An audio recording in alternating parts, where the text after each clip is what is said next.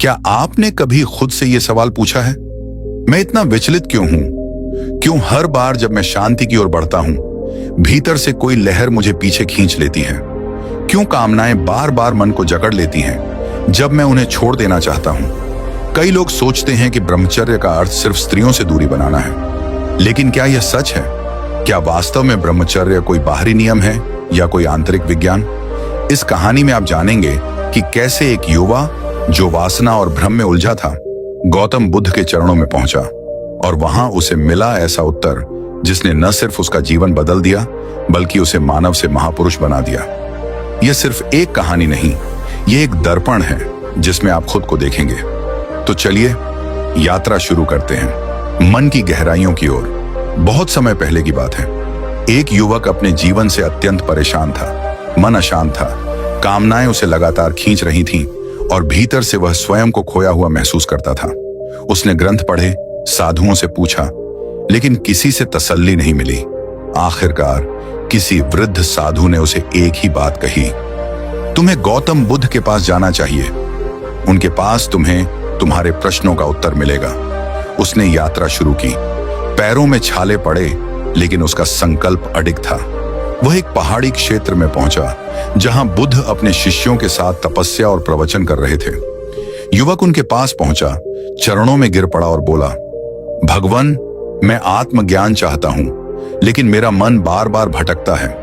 विशेषकर स्त्रियों की ओर आकर्षण, कामनाएं, वासनाएं मुझे भीतर से जला देती हैं।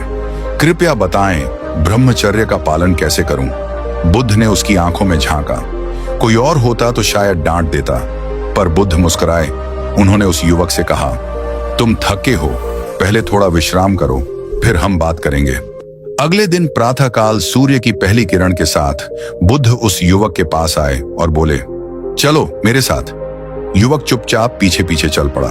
रास्ते में पक्षियों की चहचहाहट थी, ठंडी हवा चल रही थी, पर बुद्ध पूर्ण मौन में थे। अंततः वे एक शांत झील के किनारे पहुंचे। बुद्ध बोले, इस झील में एक पत्थर फेंको। युवक ने जैसे ही पत्थर फेंका, पानी में लहरें उठी। बुद्ध बोले, अब इस पानी में अपना चेहरा देखो। युवक ने देखा और कहा, मैं कुछ नहीं देख पा रहा, पानी बहुत हिल रहा है।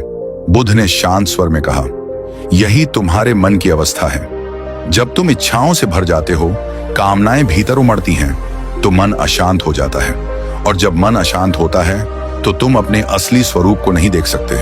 अब प्रतीक्षा करो, पानी को शांत होने दो। कुछ मिनटों बाद पानी थम गया।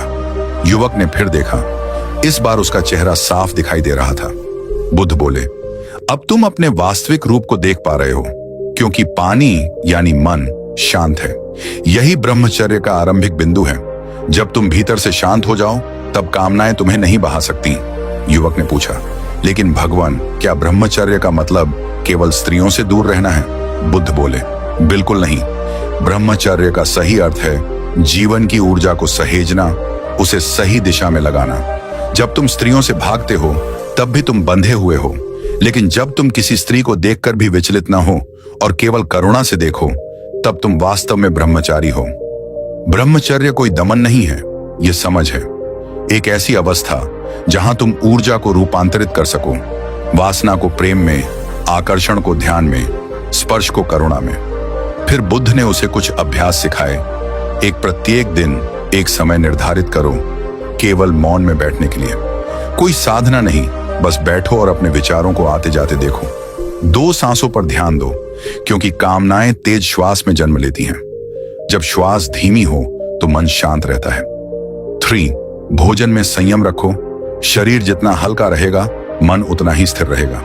4, संगति का ध्यान रखो। जो व्यक्ति काम में डूबा है, उसके साथ रहकर ब्रह्मचर्य संभव नहीं। 5, कला, सेवा और ध्यान, इन तीनों में मन को लगाओ। ये वासना की दिशा बदल देंगे। बुद्ध बोले, याद रखो, ऊर्जा को रोको मत, दिशा बदलो। नदी को नहीं रोका जा सकता, पर उसकी धारा मोड़कर खेतों को सींचा जा सकता है। उस दिन से युवक वहीं रुक गया। वह बुद्ध की सेवा करने लगा, साधना करने लगा। दिन बीतते गए, महीनों में बदल गए, और एक दिन वही युवक जो कभी कामनाओं से घबराता था, एक शांत और गंभीर तपस्वी बन गया। उसकी दृष्टि में गहराई थी, चाल में संतुलन और मन में मौन। वह बुद्ध के पास गया और बोला, भगवन, अब मन में शांति है, कामनाएं अब आती नहीं, केवल करुणा शेष रह गई है। बुद्ध मुस्कुराए। अब तुम ब्रह्मचारी नहीं, ब्रह्म स्वरूप हो। ब्रह्मचर्य का पालन अब तुम्हारा स्वभाव बन गया है। अब तुम केवल स्त्री से नहीं, संसार की हर वस्तु से निर्लिप्त हो गए हो। और यही ब्रह्मचर्य का अंतिम सोपान है, वैराग्य। दोस्तों, ब्रह्मचर्य कोई बंधन नहीं, यह मुक्ति है। जब मन इच्छाओं से खाली होता है, तब उसमें आत्मा बसती है।